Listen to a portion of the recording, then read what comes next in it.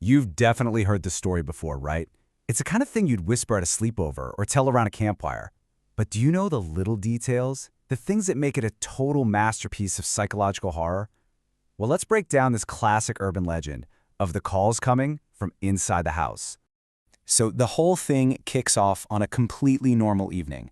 We're talking about the early 2000s, and for a 17-year-old babysitter, this was just another job. A pretty straightforward, quiet night in a typical suburban home. I mean, you know the drill. Parents are out for dinner, the kids are already tucked in and fast asleep upstairs.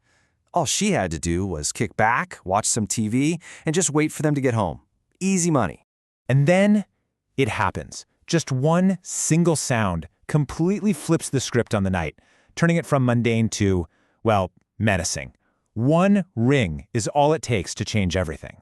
We're in a quiet suburban neighborhood, the kind of place where you just assume you're safe, you know? But that feeling, that sense of security, it's about to be completely shattered. The house itself really adds to the whole vibe. It's big, it's silent, and it's not her own, which creates this feeling of isolation. And with the kids asleep upstairs, she is, for all intents and purposes, completely and utterly alone. Okay, so this is where an ordinary night really starts to unravel. The threat here doesn't come from a broken window or some weird noise in the yard. No, it comes right through the phone line.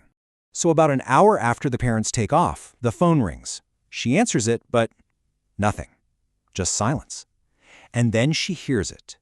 The slow, heavy sound of someone just breathing on the other end. She hangs up, probably thinking it's just a wrong number.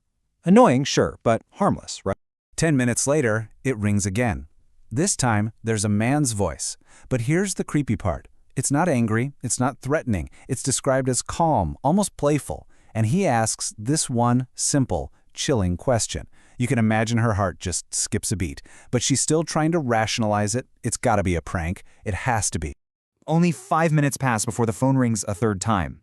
It's the same calm voice. But now the question feels like an accusation. And this is the turning point. Any thought of this being some random prank is just gone. This feels targeted, it feels personal. And fear isn't just a possibility anymore, it is a dead certainty. Just look at how fast this all escalates. We're talking 15 minutes. In just 15 minutes, the entire situation goes from totally normal to absolutely terrifying. That rapid-fire progression is exactly what makes the psychological pressure so incredibly intense. Her reaction is what any of us would do. Her hands are probably shaking like crazy, but she does everything right. She locks all the doors, trying to turn the house into a fortress. She flips on every single light, getting rid of any shadows. She calls the parents, and they, of course, tell her to call the police immediately. She's taking control of the situation. Or at least she thinks she is.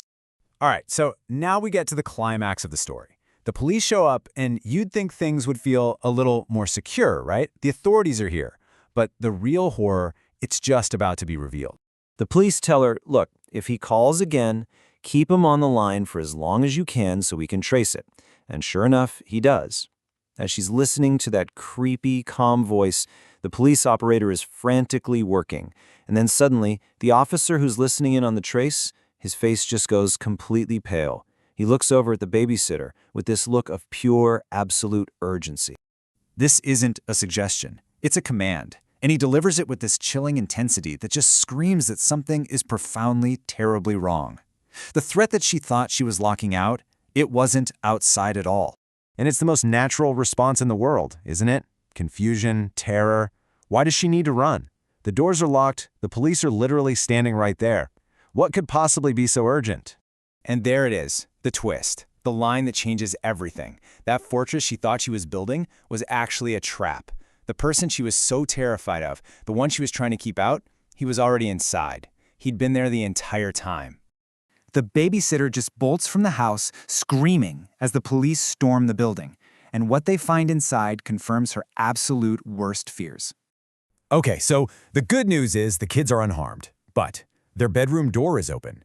And then they see it, a trail of muddy footprints in the upstairs hallway, a trail that leads directly to the attic. Someone had been up there the whole time, watching, listening, and making those calls. The immediate danger might be over, but the story isn't, not by a long shot. See, the real terror of this whole thing isn't just about what happened that night. It's about what happens next. Or maybe more accurately, what doesn't happen.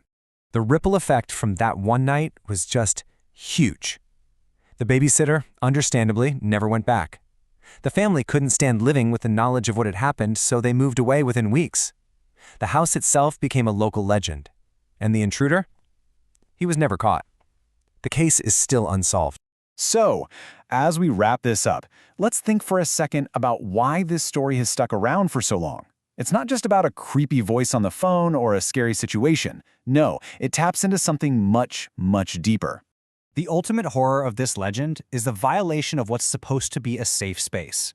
It's that chilling, stomach-dropping realization that all the locks and all the lights in the world don't matter one bit if the threat is already inside with you.